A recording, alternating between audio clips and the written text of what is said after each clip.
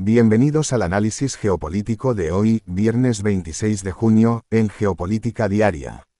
El mismo día en que el secretario de Estado de los Estados Unidos presentaba ante los países del Golfo el acuerdo con Irán como base de una nueva arquitectura de paz regional, un buque de carga civil era atacado en el Golfo de Omán. Esa brecha entre los comunicados de los negociadores y los hechos sobre el agua define el pulso geopolítico de este viernes, un momento en el que el texto de los acuerdos y el comportamiento de los actores sobre el terreno aún no cuentan la misma historia. Ayer jueves, un buque de carga con bandera de Singapur fue atacado en el Golfo de Omán, según informaron fuentes del gobierno de los Estados Unidos a la cadena de noticias CNN. La embarcación había cruzado el estrecho de Hormuz y no formaba parte del operativo de evacuación que la Organización Marítima Internacional, organismo de Naciones Unidas responsable de la seguridad marítima global, estaba gestionando para sacar a miles de marineros atrapados en el Golfo Pérsico desde el inicio del conflicto en febrero. Irán no reivindicó la autoría del ataque. En respuesta, el secretario general del organismo, Arsenio Domínguez, anunció una pausa temporal en la evacuación para confirmar que las garantías de seguridad siguen en vigor. Según el Servicio de Seguimiento Marítimo Kepler, el tráfico a través del estrecho había alcanzado el miércoles unas 70 travesías, la cifra más alta desde el inicio de la guerra, aunque muy por debajo de las 100 diarias que eran habituales antes del conflicto. Después del ataque de ayer, al menos 3 barcos que salían del Golfo dieron media vuelta, según informó NBC News. El ataque coincidió con una advertencia de la fuerza paramilitar iraní conocida como Guardia Revolucionaria Islámica, que señaló que los buques que no transitaran por rutas previamente declaradas a la autoridad marítima iraní en el Golfo Pérsico sufrirían las consecuencias. Esa advertencia expresa algo que el acuerdo marco de 60 días, firmado el pasado 18 de junio entre Washington y Teherán, no ha resuelto, quien controla efectivamente el paso por el estrecho de Hormuz, que en los años previos al conflicto canalizaba aproximadamente el 20% del comercio marítimo mundial de petróleo. Marco Rubio, que concluía ayer su gira de 3 días por los países del Golfo, se reunió con los ministros del Consejo de Cooperación del Golfo, la alianza de 6 monarquías árabes, en Bahrein. Rubio advirtió que aceptar que cualquier Estado cobre por el uso de una vía marítima internacional equivaldría a abrir la puerta a que esa lógica se extendiera a otros estrechos y canales del mundo.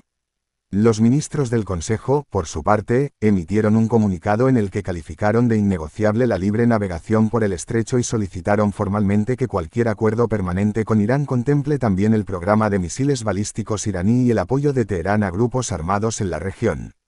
Esa última petición señala con precisión lo que el memorando de entendimiento firmado a mediados de junio no recoge. El texto establece un alto el fuego de 60 días, prevé la reapertura provisional del estrecho y crea 4 grupos de trabajo técnicos sobre sanciones, asuntos nucleares, reconstrucción e inspección. Pero el programa de misiles iraní de largo alcance y la red de aliados armados que Teherán financia en Yemen, el Líbano, Irak y Siria no forman parte del marco negociador en esta fase. La cuestión nuclear tampoco está cerrada. El pasado martes 24 de junio, funcionarios de ambos gobiernos ofrecieron versiones contradictorias sobre un punto específico, si Irán había aceptado o no readmitir inspectores del Organismo Internacional de Energía Atómica, la Agencia de Naciones Unidas encargada de la vigilancia nuclear, en los emplazamientos bombardeados durante el conflicto. El vicepresidente estadounidense J.D. Vance había declarado en Suiza que esa aceptación era un hecho, fuentes iraníes matizaron esa lectura. El presidente Trump afirmó ayer ante un grupo de agricultores en la Casa Blanca que Irán ha aceptado no obtener armas nucleares, aunque el texto completo del memorando no ha sido publicado y los detalles sobre el nivel de enriquecimiento permitido siguen en negociación técnica. El Parlamento iraní, por su parte, rechazó la versión de Washington según la cual los activos iraníes descongelados serían destinados a la compra de productos agrícolas estadounidenses, calificando esa interpretación de falsa. Irán reiteró que es el único Estado que decide el destino de sus propios recursos. El Líbano es un frente directamente vinculado a ese proceso negociador. Irán ha condicionado reiteradamente la firma de cualquier acuerdo permanente a un cese del fuego completo en el sur del Líbano y a la retirada de las fuerzas israelíes de ese territorio.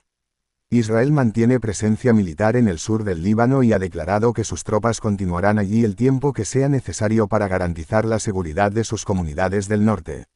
Desde el alto el fuego anunciado el pasado viernes 20 de junio entre Israel y el grupo armado Hezbolá, mediado por Qatar, Estados Unidos e Irán, la violencia no ha cesado. El pasado martes 23 de junio, la agencia Associated Press reportó que 2 personas murieron cuando soldados israelíes abrieron fuego en el sur del Líbano. El Ministerio de Salud libanés ha reportado más de 4.000 muertos desde el inicio de las operaciones militares israelíes en el país en marzo, y según las propias autoridades libanesas el desplazamiento afecta a más de 1 millón de personas, más del 20% de la población del país. Las negociaciones directas entre delegaciones israelí y libanesa en Washington avanzan, pero Hezbolá no forma parte de esas conversaciones y ha rechazado los términos acordados entre ambos gobiernos, exigiendo la retirada israelí como condición previa a cualquier tregua. Mientras esa condición no se cumpla, el frente libanés seguirá siendo el punto más volátil del acuerdo general. La guerra de Rusia contra Ucrania, por su parte, avanza sin señales de negociación y con una dinámica que en las últimas semanas ha visto moverse el frente con mayor intensidad. En la región de Donetsk, en el este de Ucrania, la ciudad de Kostiantynivka es el foco central del esfuerzo ofensivo ruso de primavera y verano. Grupos de asalto rusos han penetrado en la ciudad y hay combates urbanos activos. La agencia estatal rusa TASS afirmó esta semana que las fuerzas rusas controlan la parte oriental de la ciudad. El Instituto para el Estudio de la Guerra, organización con sede en Washington que analiza la evolución diaria del conflicto, estimó a mediados de junio que los grupos rusos en el interior de la ciudad son contingentes de infiltración reducidos, de entre 100 y 150 combatientes, que no han logrado consolidar control territorial. Mandos ucranianos consultados por medios internacionales reconocen que la situación es más compleja de lo que refleja la comunicación oficial, aunque niegan el encirclement de sus fuerzas. La importancia estratégica de Kostiantynivka es concreta, es el extremo sur de una cadena de ciudades que conecta con Kramatorsk y Sloviansk hacia el norte, el eje defensivo del que Ucrania depende para sostener su posición en el Donbass. Si esa cadena se rompiera, la presión sobre las últimas posiciones ucranianas en la región aumentaría considerablemente. En paralelo, Ucrania ha intensificado su campaña de golpes a la infraestructura energética y logística rusa. La semana pasada, drones ucranianos alcanzaron la refinería de petróleo Gazprom en las afueras de Moscú. Ucrania también ha atacado puentes y depósitos de combustible en la península de Crimea, ocupada por Rusia desde 2014, en lo que las autoridades ucranianas describen como un intento de aislar progresivamente la península de sus líneas de suministro continental.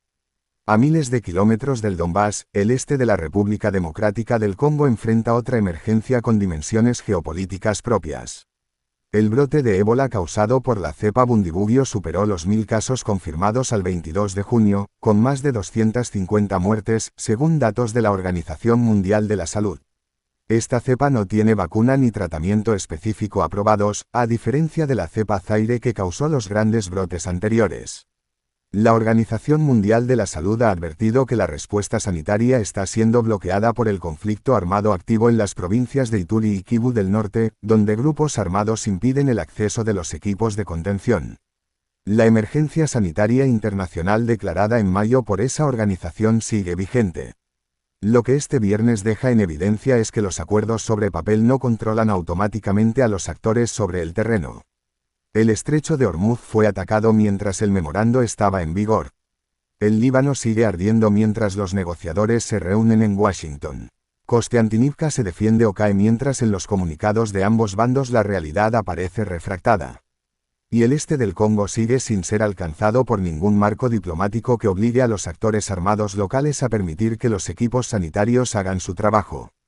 La pregunta que queda abierta es si los 60 días del acuerdo entre Washington y Teherán serán suficientes para construir lo que décadas de confrontación no lograron, un entendimiento que funcione cuando los negociadores no están en la sala.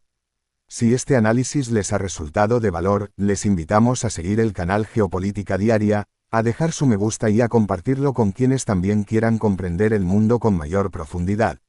Hasta la próxima edición.